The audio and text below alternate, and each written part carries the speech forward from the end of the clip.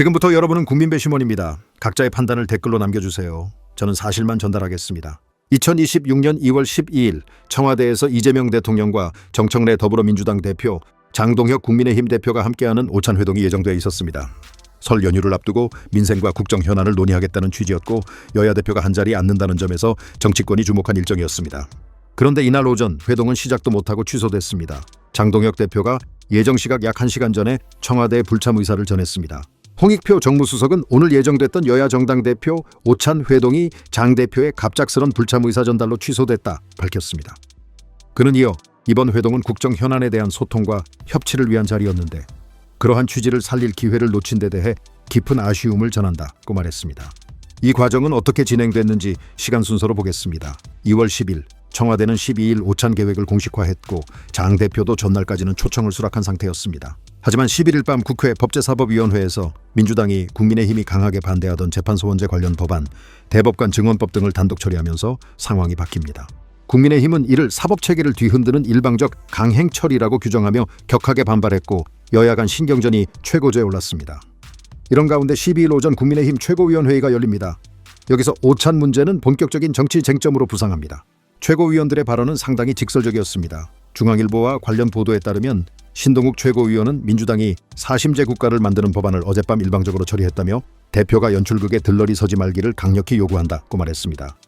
또 다른 최고위원은 민주당 내부가 심각하니 우리를 들러리 세우려는 것 아니냐고까지 비판했습니다. 장 대표는 회의 말미에 이번 오찬 회동 제안이 부부싸움하고 둘이 화해하겠다고 옆집 아저씨 부르는 꼴이라는 걸 충분히 알고 있었다면서도 전날에는 민생의 어려움을 꼭 전해야겠다는 이유로 제안을 수락했다고 회고했습니다. 그러면서 어제 오찬 회동을 수락한 이후 벌어진 많은 일들을 간밤에 고민하고 또 고민해봤다며 최고위원들이 재고를 요청해 다시 논의한 뒤 최종 결정하겠다고 말했습니다. 한겨레와 종합기사들은 이 발언 이후 지도부와 추가 논의를 거쳐 장 대표가 오찬 약 1시간에서 2시간 전 불참 쪽으로 마음을 굳히고 청와대에 이를 공식 통보했다고 전합니다. 장동혁 대표는 왜 이렇게까지 강한 표현을 썼을까요? 그는 국회 기자회견에서 한 손으로는 등 뒤에 칼을 숨기고 한 손으로 악수를 청하는 것에 응할 수 없다고 말했습니다. 여기서 칼은 법사위에서의 강행 처리, 악수는 청와대 오찬 제안에 비유할 수 있습니다. 또 대통령과의 오찬이 잡히면 그날이나 그 전날에는 반드시 이런 무도한 일들이 벌어진다. 우연도 겹치면 필연이다라고 하며 이 패턴이 한 번이 아니라고 주장했습니다.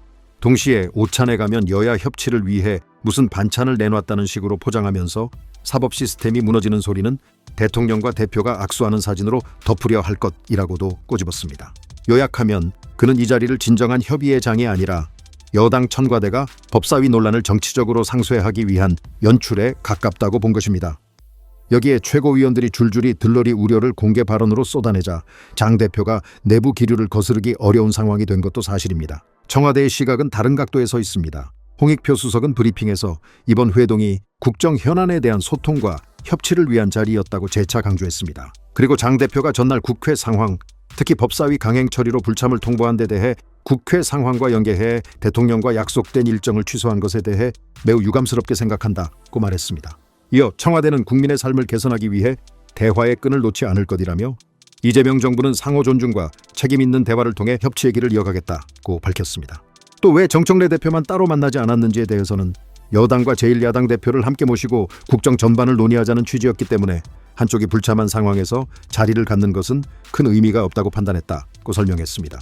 일부 보도는 장 대표가 그동안 대통령과의 만남 필요성을 여러 차례 언급해온 만큼 정치권 일각에서 본인이 원하던 만남이었는데 결국 스스로 깨뜨린 결과라는 해석도 나온다고 전합니다. 이제 이 사건이 남긴 질문들을 여러분께 넘기고자 합니다. 전날 법사위에서의 강행 처리와 다음 날 청와대 오찬 제안이 겹친 상황에서 야당 대표로서 장동혁 대표에게는 어떤 선택지가 실질적으로 열려 있었다고 보시나요? 법사위 논란에 대해 강하게 항의하면서도 동시에 대통령과 마주 앉아 법안의 문제점을 조목조목 따지는 방식이 더 책임 있는 대응이었을까요? 아니면 칼을 숨긴 악수는 받을 수 없다며 회동 자체를 거부하는 것이 야당의 역할에 더 가깝다고 느껴지시나요? 여러분에게 더 설득력 있어 보이는 표현은 어느 쪽인지도 한번 생각해 보시면 좋겠습니다. 오늘은 여기까지입니다. 이제 각자의 마음속에서 조용히 평결을 내려보시고 그 판단을 댓글로 남겨주세요. 이상입니다.